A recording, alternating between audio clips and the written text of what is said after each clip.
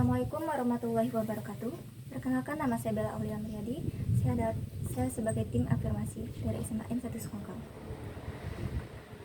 Dewan juri yang saya hormati, di sini saya menyatakan bahwa saya setuju dengan mosi kali ini.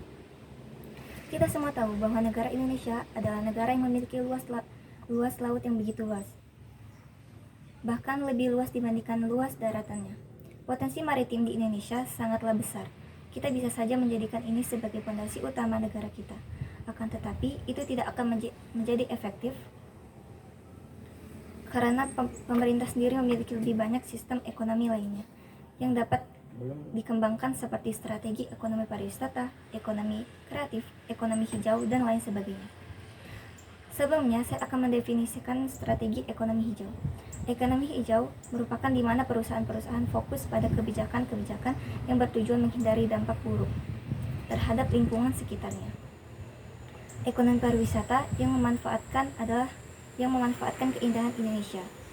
Dan ekonomi kreatif adalah ekonomi yang memanfaatkan hasil kreativitas masyarakat. Sehingga kami memiliki beberapa poin mekanisme di sini.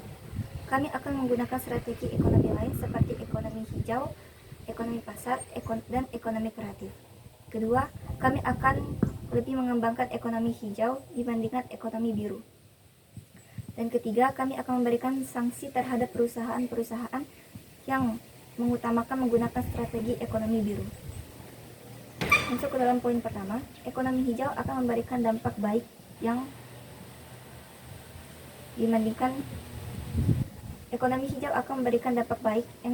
lebih dibandingkan strategi ekonomi biru. Contohnya seperti 1. Pengurangan emisi gas buang CO2. Kedua, penggulangan efek rumah kaca. Ketiga, program penghijauan. Di sini kami tim afirmasi memiliki beberapa argumentasi kami.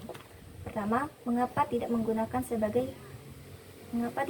strategi ekonomi biru dapat dibenarkan. Kedua, dampak baik dari tidak menggunakan strategi ekonomi biru. Masuk ke poin pertama, saya rasa di sini ekonomi biru akan lebih banyak memberikan kesejahteraan bagi masyarakat. Karena dengan mengutamakan ekonomi biru, menjadikan ketidakseimbangan dalam ekonomi. Poin kedua, dampak baik dari tidak menggunakan strategi ekonomi biru. Dampak strategi ekonomi biru lebih banyak dibandingkan ekonomi lainnya.